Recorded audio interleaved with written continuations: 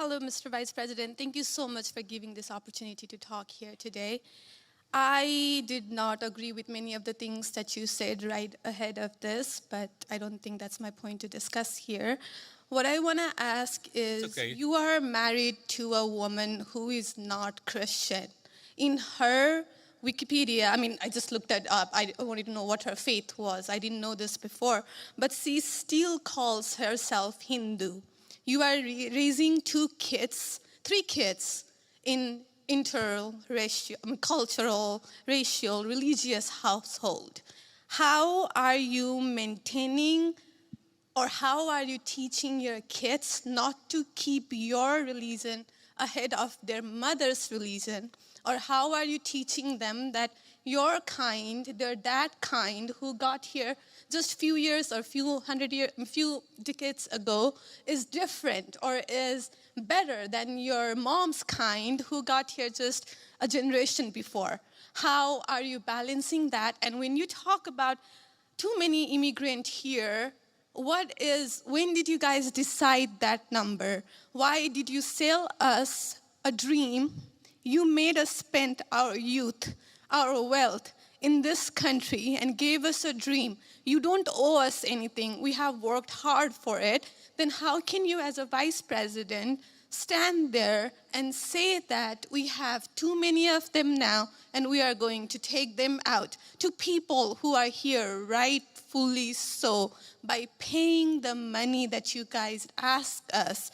You gave us the path, and now how can you stop it and tell us we don't belong here anymore? And one more thing.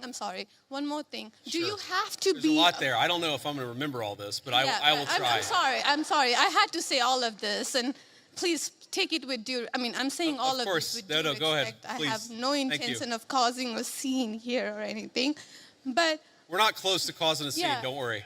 But we talked about Christianity, all of this. I'm not even Christian, and I'm here standing to so support. Why are we making Christianity one of the major things that you have to have in common to be one of you guys, to show that I love America just as much as you do? Why is that still a question? Why do I have to be a Christian?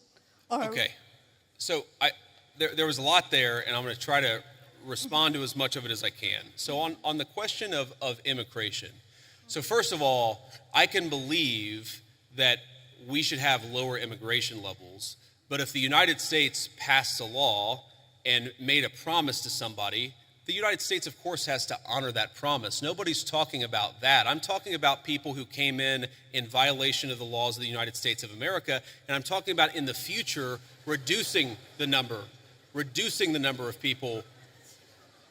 Sorry, what? May I continue on that? Because when you just said you are not stopping with the people who came here legally, right? But you are pushing out policies that hurt us. And these policies are not even solving the problems. These policies are just creating chaos. Ma'am. Okay, so again, I'm gonna finish answering the question, and then if I've answered all 9 of your questions in less than 15 minutes, then we can keep on going. We got to have a little fun, right? So here's the thing. I can believe that the United States should lower its levels of immigration in the future, while also respecting that there are people who have come here through lawful immigration pathways that have contributed to the country. But just because one person or 10 people or 100 people came in legally and contributed to the United States of America, does that mean that we're thereby committed to let in 1 million or 10 million or 100 million people a year in the future? No, that's not right. We cannot have, I'll go and finish, we cannot have an immigration policy where what was good for the country 50 or 60 years ago binds the country inevitably for the future. There's too many people who want to come to the United States of America, and my job as vice president is not to look out for the interests of the whole world, it's to look out for the people of the United States.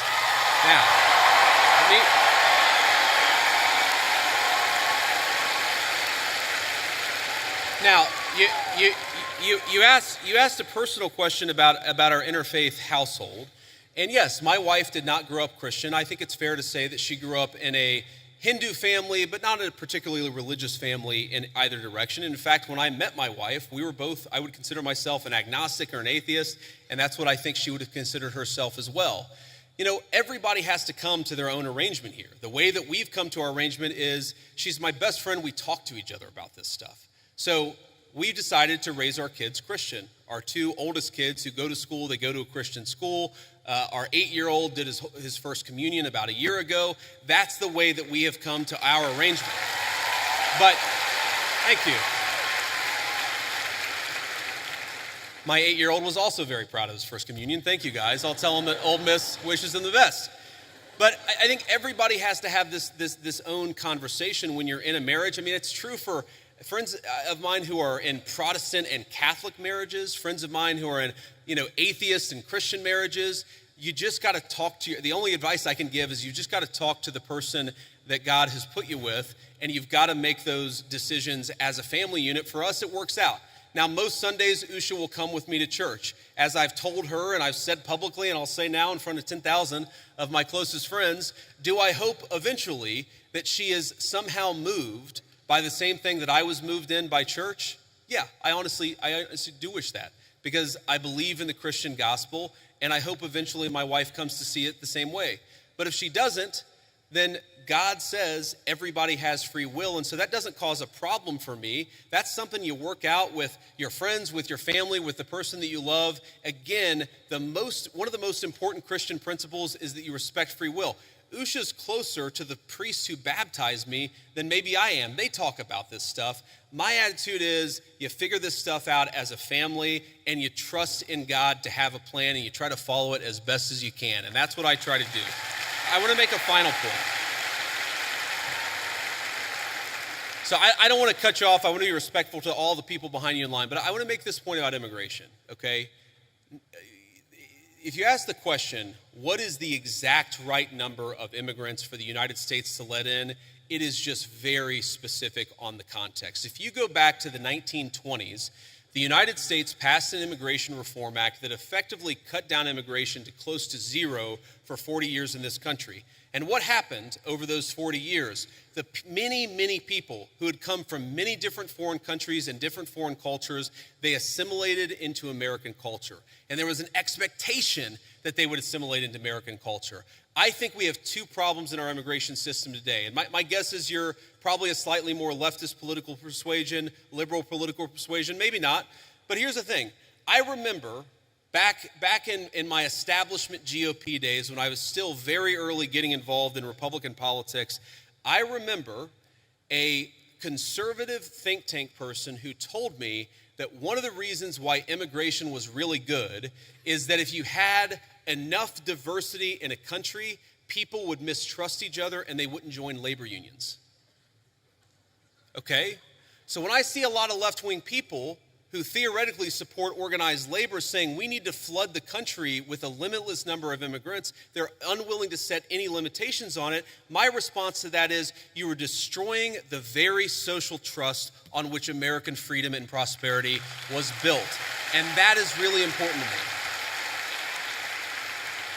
So the honest answer to your question, what is the exact number of immigrants America should accept in the future? Right now, the answer is far less than we've been accepting. We have got to become a common community again, and you can't do that when you have such high numbers of immigration, which is one of the reasons why we have the immigration policy we do.